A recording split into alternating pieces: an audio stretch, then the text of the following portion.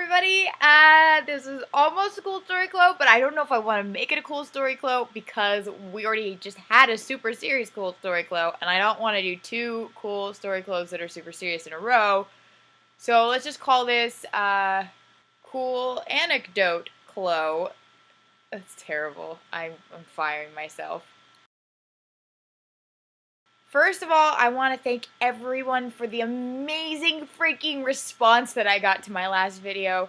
Some of the responses made me teary-eyed. Everybody was so sweet. It just goes to show you that whatever you're feeling, you're not alone. And there's always somebody out there who'd be happy to help and support you. You guys, thank you. It was really sweet. If you listen to the Nerdist podcast, it's possible that you may have heard me sounding like a weird dying animal on the intro. Basically what happened this weekend is I had to go get surprise surgery. Hi everybody and welcome to Cool Story Chlo. I'm in the hospital right now. Not a big deal. It was fairly minor. I'm not going to go into too much detail because it's kind of TMI and gross and I don't need to eek you out. I went in for just a simple checkup and I was terrified of getting a blood test. And then the blood test was like, oh no. And I was like, oh no. And then they were like, go to the doctor in the emergency room. And I was like, wait, what? When I arrived, I was terrified out of my mind. But after about an hour or so having the IV in, you get used to it. And I was totally fine. I've got some shit in my arm. I got some shit on my finger. Got shit on my chest. I got into the room. They put an IV in me and they did blood tests. It's all this fun stuff. It's possible I might have surgery, which I've never had before. And that would be a new experience. It's exciting. Certainly more exciting than what I would have been doing if I were at home today, replaying Borderlands 2. Actually, that's not true. I probably would rather be playing Borderlands 2. My mom's been here for a couple hours, too. Hi, everybody. That's Cass McCune. Uh-oh, the doctor's here. I gotta go. And then they came in to wheel me into the operating room, and then I started crying again. But the anesthesiologist had a little something up her sleeve, and she put it into my IV, and this is exactly what happened. Ready? I don't want to go in. That's awesome. What is that? Oh boy, that's great. What is that? And then they wheeled me into the operating room. I just flopped over onto the next table. I was having a great time making jokes with the doctors. Everything was wonderful. And then I woke up and it was a great success. I'm good. Everything's good. They did what they needed to do. I have a nice room. I have gum. Finally, I wasn't allowed to eat or drink anything for 8 hours. And the person who was doing the anesthesia was the nicest person, and the doctor was great. And they all made me laugh, and I was crying because I was freaking out so bad. And they were all so wonderful. Oh, shut up. Shut up. And then I came out of it, and then Chris was there. Ow, ow, ow, ow, ow. That hurts. How exciting. Shut the fuck up. I don't want to flash anybody. So then I proceeded to make sure that everyone knew that there was nothing wrong with me. I was completely lucid. The anesthesia did nothing because I'm a strong woman. Tell me who's in the house. JC. Tell me who's in the house. JC. Hey Chloe, is this real life? Is this real life? Yes, I proceeded to make references to viral videos where people were coming out from under anesthesia, and I just looked crazy anyway. I will say this, if you guys are going in for an operation, take out your piercings because they will take them out for you. I had to go back to the piercer on the way back from the hospital. They made me take out my septum piercing and all of my other stuff too. So I have to try to figure out how to get all this shit back into my body.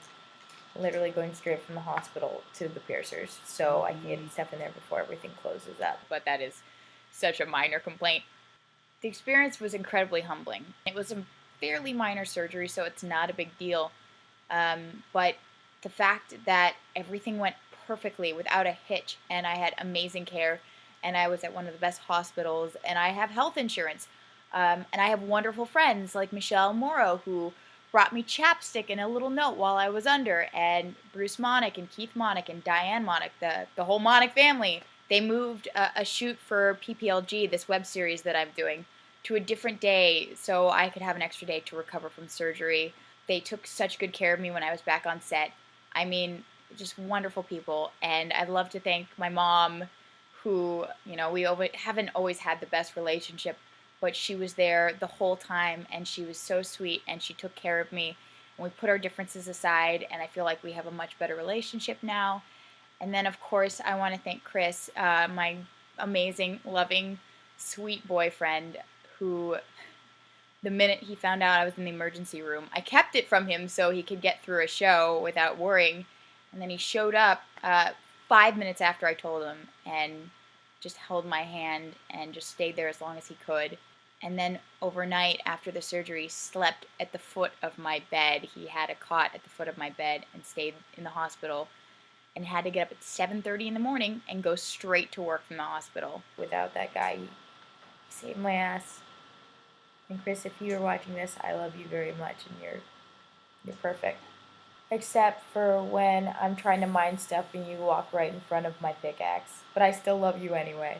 He is the most wonderful boyfriend I could ever ask for. And I'm surrounded by wonderful people, and this whole experience has just made me so much more grateful. I hope I'm not boring the pants off of you guys, but I'm wearing a silly monkey hat. And finally, I want to thank all of you guys who showed concern and sent me messages and little pictures and stuff. And I swear this isn't like the pain medication talking, because I'm not even on pain medication, but I like to refer to everyone who watches my videos and follows my Twitter as friends that I haven't met yet. So I know it's stupid, but it's true. You guys are all wonderful, and keep doing what you do. Anyway, go play BioShock Infinite and tell me how great it is, because I don't get to play it for another couple weeks, but I will, and maybe I'll talk about it on another cool story, Chlo. Who knows? I don't know, because it's a surprise to me every time what my next topic is. Alright, I will see you guys later. I hope you have a lovely week. Mwah! Life is life, and that's all I have to say. And you can quote me on that at Skydart. Life is life. And contrary to what you might think, I'm not on any medication right now. I'm just loopy. Well, you sang a weird song. Okay, who's in the house, JC? It's not me. I think we should see other people. Is this a bad time? You're the biggest piece of shit. You said you lived with the gorilla people. Does that mean anything to you? You are a fucking liar. Do you feel bad about cursing in the post-op room? I don't think I do feel bad about cursing, because I don't think there's anybody else here. And I just went through surgery, so fuck. You're laughing at me, which makes me worried that I actually am being so loopy right now. No.